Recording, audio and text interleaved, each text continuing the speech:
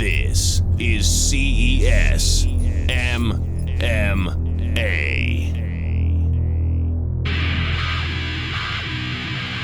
CES has hosted the ladies, and if you can hear it from the crowd, Caitlin is definitely a hometown favorite, and it's going to be interesting. We haven't seen Rachel before. This is her pro debut. But fighting out of Ricardo's gym, I would imagine her ground game should be better than good. Spot on, Scott. I agree. Anybody coming out of our Ricardo Amita's camp will have strong jiu-jitsu.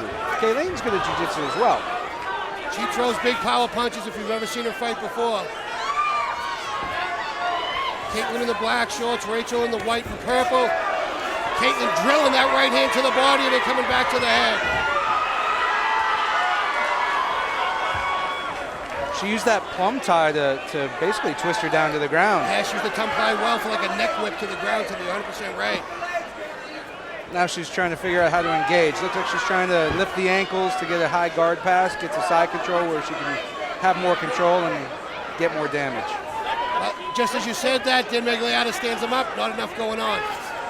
Nice straight right hand by Caitlin and a power slam.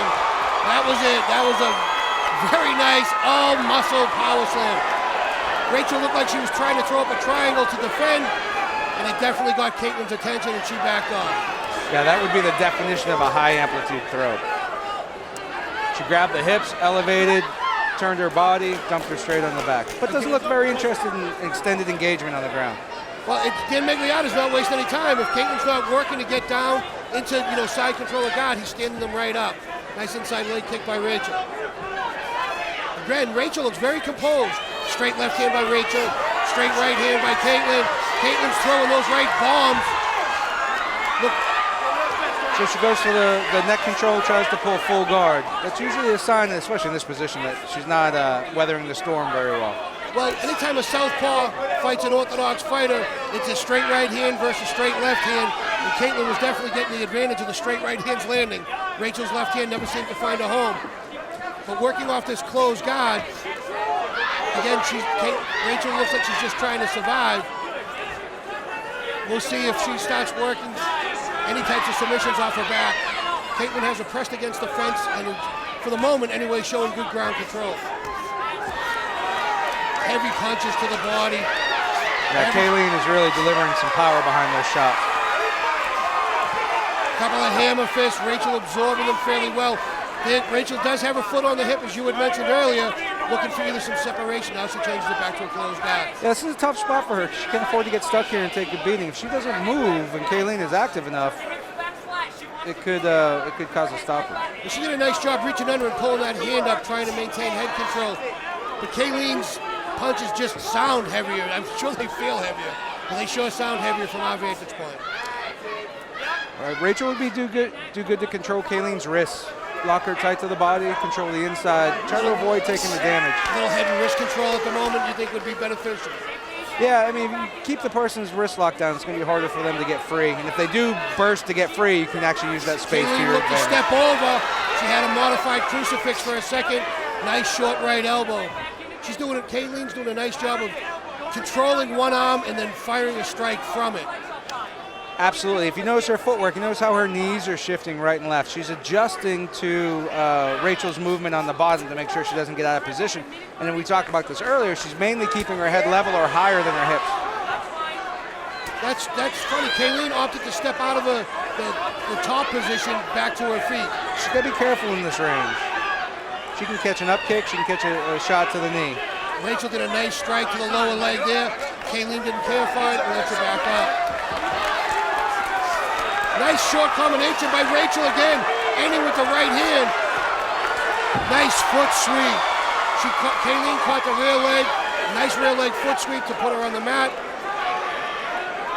We have a minute left in a very active first round.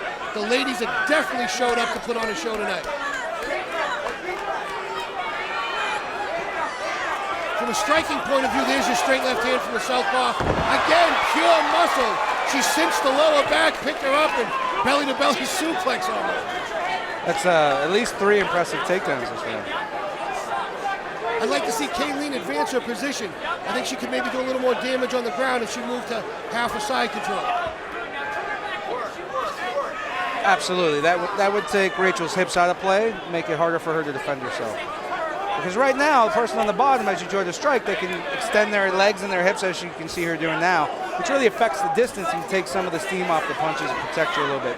But with her head rammed up against the cage like that, it's That's difficult. the point I was going to make. It's really tough with her head against the cage to get any extension, correct?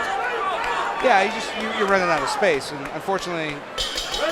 That's the run. Excellent first round by the ladies.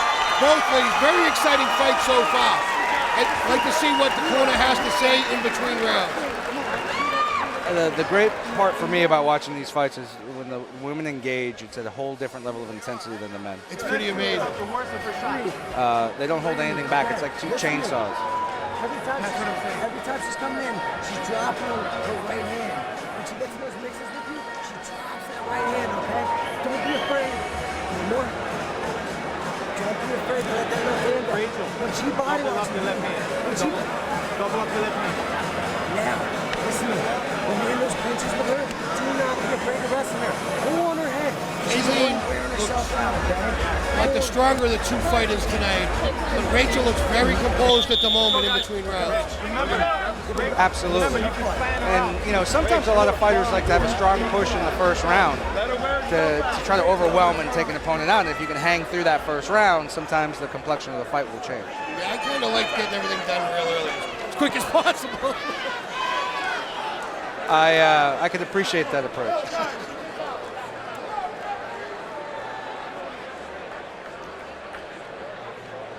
Well, MMA fans, if you like fights, if you're a fan of MMA, if you're watching this CES bout right now, you have to love these ladies. They are definitely bringing it hard, fast, and nasty. That was a great first round. Again, you'll see Kayleen, she's losing the outside foot game when you're fighting a southpaw fighter. You want your lead leg outside of that fighter's lead leg, so your straight right hand or your straight left hand lands direct. The jab is virtually obsolete when you're fighting a lefty and you're an orthodox fighter. But that was a nice straight right hand to the body. Kayleen just holds with the left and guns with the right. Two beautiful knees to the midsection, but she looked for that Thai plum neck whip again, and Rachel was able to avoid it. It looks like Rachel's having a little bit of trouble dealing with the physicality that Kayleen's bringing to the bout. Now, we saw she now goes this for could get another interesting. slam. Kayleen goes for another slam and Rachel jumps immediately. Kayleen, very smart, walks over to the cage, catches a couple deep breaths, and puts Rachel right against the cage. That was very intelligent on her part. She was composed. The risk is to kind of get overexcited in that slam and maybe as you hit the ground fall into a guillotine or a worse position. Even as it is now, It looks like Rachel's really trying to work that guillotine. Yeah. Kayleen powers out of it. Timmy, with your back against the cage, in this particular position, is there a submission that presents itself, or are you looking for more to sweep? I know from my vantage point, I want to try to maybe use the fence and wall walk, control the head, but is there any particular submission that avails itself from this when your back's against the cage? No, Scott, not particularly. I mean, when your head's stuck against the cage, it's almost like a self-stack, so it limits the movement of your hips. And when your hips, everything in the guard is your hips. Again, Dave Migliara saying not working enough. Standing the ladies back up. Rear leg from Rachel falls short. A spinning back fist followed by a straight right hand from Kayleen was short, and she ate a straight right hand for her trouble. Again, a straight left hand by Rachel just misses. But this is what happens when you have an orthodox fighter fighting a southpaw. Straight right hand versus straight left hand. I'm curious if Kayleen will go back to the takedown strategy she utilized so well in the first round. She's winning the fight with it, and again, you see Rachel jump guard. Which is a very unusual thing to see in MMA. It might actually, she might not want to go for the ride. She's going straight down as opposed to getting picked up, and a couple of those slams are very, well, my back's kind of sore from watching them. I don't know what they're like actually getting it done. Now, she's in a tough position now because with her feet crossed like that, it keeps her feet high. It's going to be tough for her to get her back off the ground or even try to cage walk. If she would unhook her guard, put a foot in the hip, maybe slip in a butterfly hook, she could start working to her feet. If she actually even brought her foot off the hip and to the knee there, Timmy, pushing the knee out, playing with her balance that way, she might have a better chance of getting a butterfly in. Oh, yeah, absolutely. And she can even change the angle, move Kayleen's head off center and make it difficult for her to track her. Because right now, Kayleen's doing a really good job of managing. You notice how her head is almost always over her opponent's head. Yes. That means that the angle is favorable for her. She's not getting cut to the side. Rachel working for that arm. That arm she is spun those deep. hips. She went inverted, and Kayleen just powered out of it. She stepped over and pulled that right out. Nice job by Rachel. Even just attacking that arm bar got Kayleen off her, and she didn't have to worry about the ground and pound. Yeah, that was a crafty move. Crafty move, and it was a crafty escape by Kayleen. She was able to step over, realized her elbow had a little bit of wiggle room, and get out of the position. Again, coming from a very educated jiu-jitsu background, that's where you find that stuff. Again, Rachel jumps guard. Kayleen brings her right over to the cage. And you could actually hear the corner of Kayleen telling her to stay square, to keep that head position. I believe you're familiar with the two gentlemen coaching Kayleen's jiu-jitsu at the moment. Absolutely. Two students of mine. Great men, great coaches. Their team has been doing a great job tonight.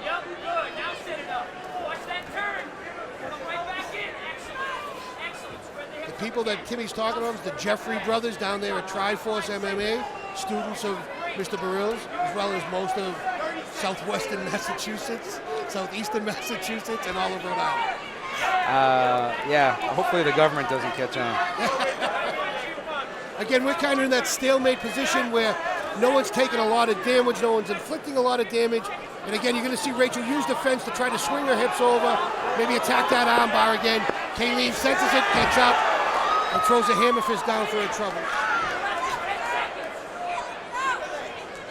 I do like the way Rachel throws that low leg kick, trying to back Kayleen off.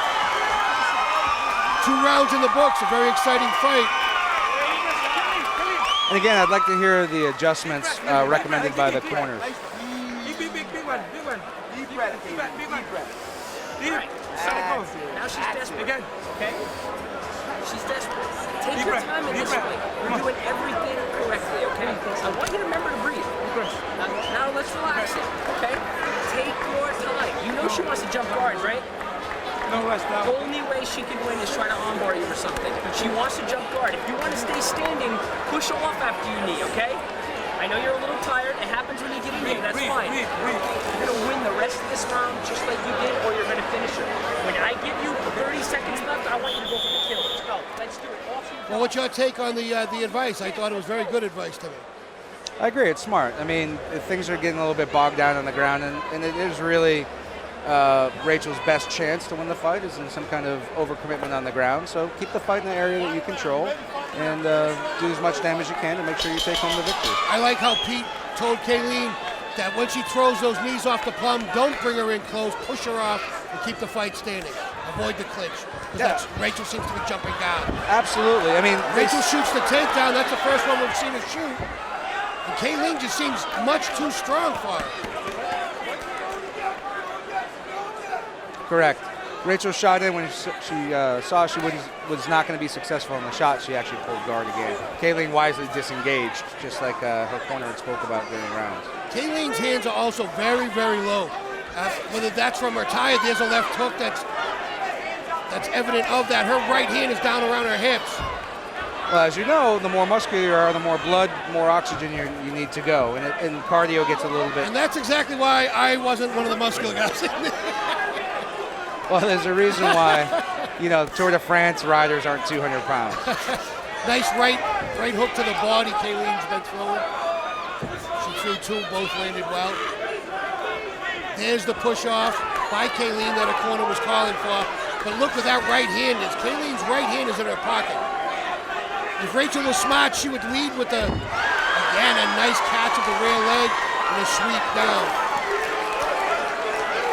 Rachel should be doubling up that left hand. Double straight left hand, left hook. Kayleen's right hand, there's a straight left hand, landed flush. I just don't know if she has enough power on it to hurt Kayleen. It doesn't appear so. She's hit her with that a few times, and Kayleen just seems to walk right through it and go forward. And in the clinch, in close quarters, Rachel's having a really difficult time with Kayleen's power. Kayleen's doing a great job of paying attention to her corner. And again, one of your students, of course. I'm sure it's nothing he hasn't heard from you, but he was calm. There was no raised voice. He just spoke to her very calmly and said, push her off. You don't want to go to the ground. And she's followed his directions perfectly, to the letter tonight. Absolutely. The tendency sometimes as a corner, especially, Totally dish rag is the only word I have for that. that was a nice slam. Sometimes the tendency as a corner is to get as excited as your fighter, and that's not what your fighter needs. They need that person who can stay calm and cool and think logically and help them talk through a situation, and Pete did a great job of that between rounds. I believe that your corner's energy can be transferred. And if they're in a panic or they're going a little ballistic, that energy can be transferred to you. If they're calm and cool and talking to you, that's what you'll end up with. Jeez, man alive, that has to be. If she gets 10 slams like that, does she get a bonus? Is that what she's going for? It might actually be an incentive bonus. She's probably rolling up to that number pretty quick. I don't know who's doing her contract for her, but they should get an extra 10%. Once again, we're back at that same position we were talking about earlier. Kayleen on top, good head position, good body position, and trying to bring Rachel to the fence to close this fight out. We're at about 1 minute and 40 seconds left in the third round, and I just see this fight totally being dominated by Kayleen. I agree, and what's impressed me very much about Kayleen is not only is she getting the takedowns, but anytime you're actually elevating your opponent and dropping them straight on their back is a phenomenal achievement. And to do it this many times in one fight. Nice short elbow by Kayleen. It's one of the very few strikes I've seen her land clean from the ground. Rachel's defense from the ground, to her credit, look at her face, she's not taking very much damage. She's just not winning the fight. I agree, and I think she's dangerous on the ground, but standing up, I'm not sure she has the power to compete with Kayleen. I actually think she's lacking in power on the ground. You know, in MMA, different from a gi jiu-jitsu, you're slippery, you're wet, you need a little bit of strength sometimes. And even that armbar we saw her throw up, like you said, it was deep, but Kayleen just stepped over and threw her right off. Just power. Power will go a long way. It won't go all the way. Superman punch there lands flush. She tries it again a second time. Well, I have to agree with you. Technique takes you where power can't.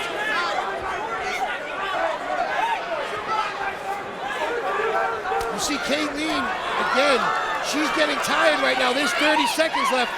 If there is an opportunity in this fight, it's right now for Rachel.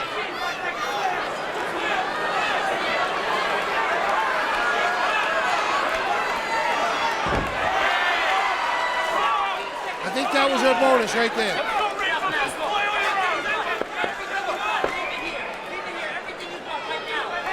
This fight looks to finish where it spent most of the night, with Kayleen on top, working good ground and pound and fantastic control. Great fight by the ladies tonight. A great way to start off a CES history of women fighting in the cage. That was an incredibly engaging fight. That was a fantastic fight from all points of view. And once again, the ladies look to be showing up the guys a little bit with how active they were nonstop for 3 rounds. Be interesting to see how the judges see this. I have the fight 30-27. I would have to agree. I would be surprised if Kayleen had not won every round. Besides, you know, holding her own on the stand-up with all the takedowns and groundwork. Although I did not see a 10-8 round at all. No one totally dominated to that level. I definitely see a solid 10-9 across the board for Kayleen. Yeah, I agree. As we wait for the judges' scorecards, did you see anything, Timmy, that you would have liked to see Rachel have done to try to alter the situation with the slams? Although she did jump guard, would have been better to not jump as often. Well, you brought up this point earlier. If you know you're going to end up on the ground, the guard's probably the best place you can be in. I just felt like she conceded that clinch position, that wrestling position too much. Maybe some more work with wrestling or judo to give her some options so she's not always on the bottom. Jiu-jitsu can be effective from the bottom, but only against an opponent that's really trying to finish you. And you don't want to be pinned against the fence at the same time. Yeah, and if somebody who can come in there measured, keep their posture, understand how to commit enough to get strikes in, it can be an extremely grueling process. So I would have liked to see her fight a little bit more in that wrestling range. Well, we're waiting for the judge's decision, and once we have it, we'll send it down to Jamie in the cage.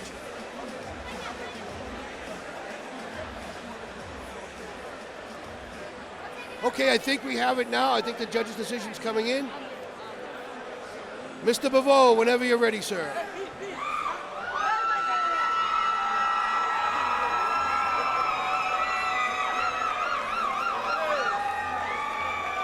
Ladies and gentlemen, how about a nice round of applause one more time for the ladies?